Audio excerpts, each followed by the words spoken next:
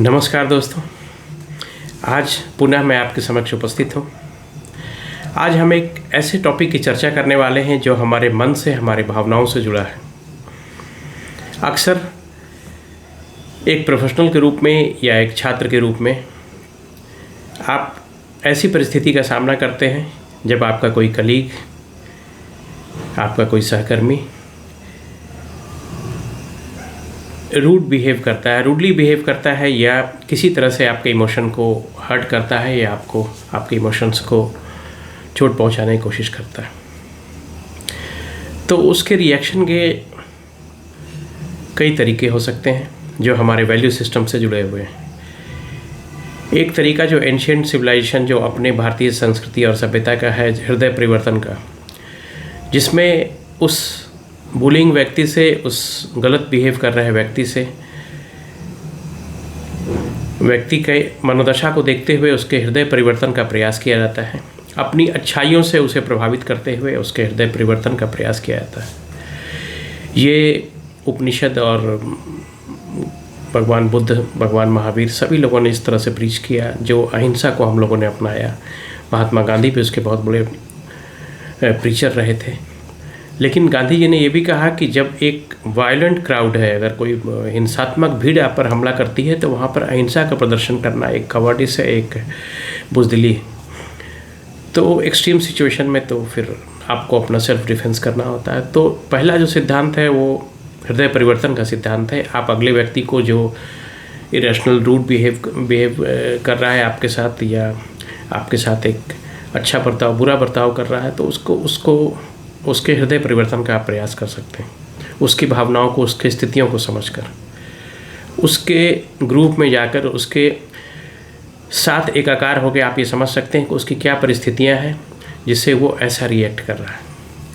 उसी प्रकार से जो इसका एक दूसरा रिएक्शन जो है, दूसरा एक बड़ा जो एक स्ट्रक्चरल इसका रिएक्शन जो एक वैल्यू बेस्ड है, मूल्यों पर बेस्ड है, वो बेबीलोनियन सभ्यता में जिस तरह से हम्मुराबी कोड आपने पढ़ा होगा, हम्मुराबी कोड के बारे में सुना होगा, वहाँ से निश्रित हुआ है, वहाँ से निकला है। और ओल्ड टेस्टामेंट में सभी रिलीजन्स में, उसके ओल्ड टेस्टामेंट से जो भी रिलीजन जुड़े हुए हैं उनमें भी वो बातें कही गई हैं। तो जो हम्मुराबी का जो कोड है, बेबीलोनियन मेसोपोटामियन सभ्यता, उसमें जो कही गई है वो है कि एन आई फॉर एन आई और अ टूथ फॉर अ टूथ। मतलब जो जैसी चोट आपको पहुंची है वैसी सज़ा आपको देनी चाहिए। लेकिन इसका भी क्रिटिसिज्म होता है कि फिर तो सब लोग ब्लाइंड हो जाएंगे। तो बदला लेने के प्रतिशोध रेट्रीब्यूटिव भी है और एक हृदय परिवर्तन वाली बात भी है। लेकिन आज के इस भागदौड़ भरी ज़िंदगी में, इस व्यस्त जीवन में, जहां आप मल्टीटास्किंग कर रहे हैं, जहां आपके सामने बहुत सारी चुनौतियां, बहुत सारे एंगेजमेंट्स आपके हैं, वहाँ पर जो सबसे, मुझे लगता है जो सबसे कारगर या सबसे कामयाब उपाय हो सकता है इस प्रकार की परिस्थिति में, जब कोई आपसे बुरा बर्ताव करता है, वो है उसे इग्नोर करके वहाँ से, और अपने इमोशंस को हर्ट नहीं होने देना। आपकी इंद्रियों का निग्रह आप स्वयं करते हैं। आपकी इंद्रियाँ, आपके सेंस ऑर्गन्स आपके अपने हैं, उस पर आप कंट्रोल आपका, और आप निश्चित तौर पर अपसेट हो जाते हैं। लेकिन अगर उस दुख को, उस शॉक को अगर आप अपने इनर सोल तक जाने देते हैं, अपनी अंतस चेतना तक जाने देते हैं, तो कहीं ना कहीं एक बड़ा स्कैर, एक बड़ा दाग वो छोड़ता है। और आप एक आत्मग्लानि में, या फिर आप आक्रामक होकर के उसी प्रकार, जिस प्रकार से उस व्यक्ति ने एक गलत माइंडसेट से या एक माइंड गेम खेलते हुए बुरा बर्ताव किया है, आप भी उसी प्रकार से उसी साइकिल में चले आते हैं और उसी प्रकार से बर्ताव करने लगते हैं। तो एक डुएल हो जाता है, और ये एंडलेस डुएल चलता है। ये द्वंद्व हमेशा चलता रहता है, और आपकी बहुत एनर्जी, आपकी बहुत पॉजिटिविटी, आपकी ऊर्जा को सोख लेता है। तो मेरा ये एडवाइस है, मेरा ये सुझाव है सभी स्टूडेंट से और यंग प्रोफेशनल से, या किसी भी फील्ड में आप हैं, तो ये टकराव या दूसरे को बदलने का प्रयास या टकराव नहीं करके हमें शांत भाव से, एटलीस्ट उस समय तो, उस वक्त तो बिल्कुल ही रिएक्ट नहीं करना चाहिए जब आपके साथ कोई बुरा बर्ताव हुआ, और उस समय रिएक्ट नहीं करें। बाद में बेशक अगर अगला व्यक्ति, सामने वाला व्यक्ति अगर वो पर्सपेक्टिव को देख लेता है, अपनी गलती को समझता है, तो अच्छी बात है। अदरवाइज़ रिएक्ट नहीं करके रिस्पॉन्ड करना है। और रिस्पॉन्ड इस प्रकार से करना है कि आप अपनी गति से चलते रहिए। जिस प्रकार से एक जैसे कहा गया था, मेडिवल टाइम्स का एक ये कहावत है कि मतलब जब हाथी बाजार में चलता है तो कुत्ते बहुत भौंकते हैं, हज़ारों कुत्ते भौंकते हैं। तो कुत्तों के 1000 बार भौंकने से भी हाथी के चाल, मदमस्त चाल पर कोई प्रभाव नहीं पड़ता।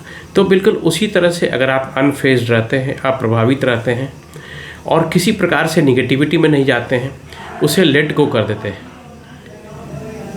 उसे लेट गो करते हैं, उसे जाने देते हैं। और अगर आप ahead, if you move ahead, अगर आप आगे बढ़ते हैं तो निश्चित तौर से जो व्यक्ति एक गलत माइंडसेट से आपको डिस्टर्ब कर रहा है या आपसे एनवियस है, आपसे जेलस है, किसी प्रकार से जो इकोसिस्टम है उसको उसमें नेगेटिविटी ला रहा है, एक इकोसिस्टम को नेगेटिव साइड में ले जाने का प्रयास कर रहा है, तो आपका रिस्पॉन्स, आपका अपने काम के प्रति प्रतिबद्धता, अगर आप जो भी आपका टास्क है, अपने गोल के प्रति प्रतिबद्धता और आपका अप्रभावित रहना, आपका अक्षुण्ण रहना, आप अपने इमोशंस को अगर आप कंट्रोल कर लेते हैं, इमोशंस को अगर आप होल्ड कर लेते हैं, अपने एंगर को, और लेट इट गो कर देते हैं और आगे बढ़ते हैं, तो निश्चित तौर पर उस व्यक्ति को एक तमाचा लगता है, उस व्यक्ति को एक आघात होता है और वो ये रियलाइज़ करता है कि ये मेरी नेगेटिविटी का असर जो मैंने प्रयास किया था, उस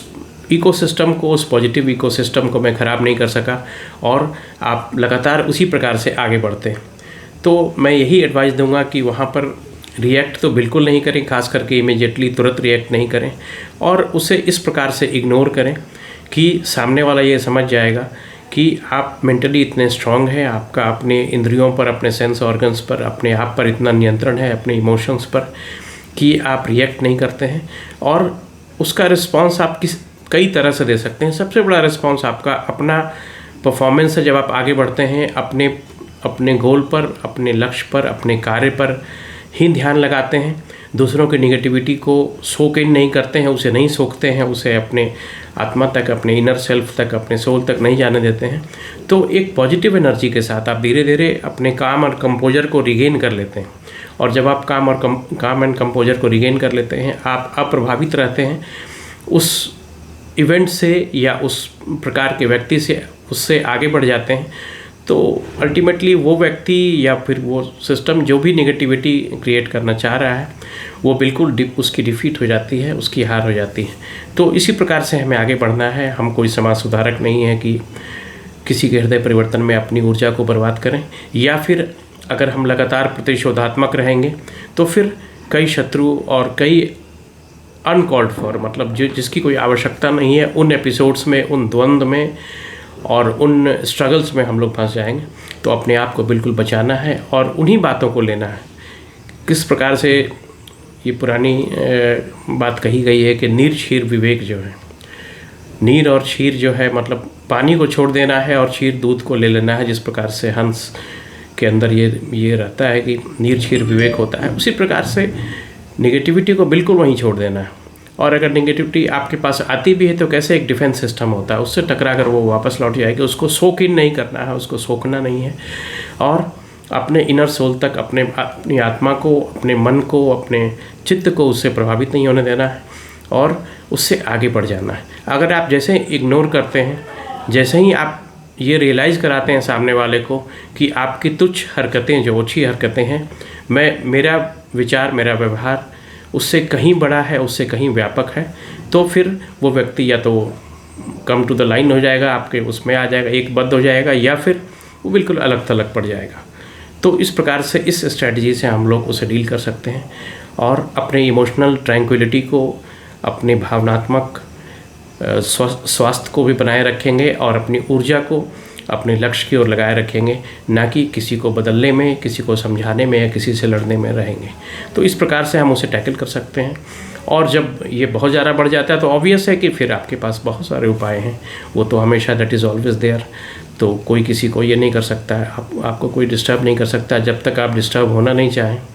तो निश्चित रूप से मैं सभी विद्यार्थियों को खास करके और प्रोफेशनल्स को, सभी को ये एडवाइस देना चाहूँगा कि अपने जो इकोसिस्टम, अपने आपके अंदर का जो ये है, जो पॉजिटिविटी है, अपने अंदर की जो आपका फोकस है, और जो अपने अंदर की ऊर्जा है उसको किसी के नेगेटिव बैड बिहेवियर में से या किसी के नेगेटिविटी से प्रभावित नहीं होने दें, और आप भी उस वोर्टेक्स में, उस दलदल में नहीं जाएं और उसका उसी प्रकार से रिएक्ट नहीं करें। नहीं तो फिर इन रिएक्शंस का कोई अंत नहीं होता है और ये रिएक्शंस बाद में एक स्कैर बनकर, एक गांठ बनकर आपके मन में, आपके हृदय में हमेशा रहती हैं। तो बिल्कुल इसको इग्नोर करें और इग्नोर करके आगे बढ़ें। ना हमें हृदय परिवर्तन कराने की आवश्यकता है और ना हमें एंगर या रिएक्ट करके और बदला लेने की आवश्यकता है। हमें आगे बढ़ते रहने की आवश्यकता है और प्रोफेशनल बन के अपने काम पर फोकस करके आगे बढ़ते रहने की आवश्यकता है। और इस तरह से अगर हम चलेंगे तो निश्चित रूप से हम अपनी सफलता को, अपनी मंजिल को ही प्राप्त करेंगे और इस तरह के नेगेटिव लोगों से हमेशा दूर रहेंगे और अपना एक पॉजिटिव इकोसिस्टम, अपनी इंटरनली भी एक पॉजिटिव एनर्जी बनी रहेगी और एक पॉजिटिव इकोसिस्टम में हम लोग अपना कार्य करेंगे। बहुत बहुत धन्यवाद दोस्तों मेरी इस बात को सुनने के लिए। आप सभी अपना ध्यान रखें, स्वस्थ रहें, शारीरिक रूप से भी, मानसिक रूप से भी, भावनात्मक रूप से भी अच्छे विचार मन में रखें और हमेशा अच्छा सोचें और अच्छा करें। Thank you so much. Bye bye.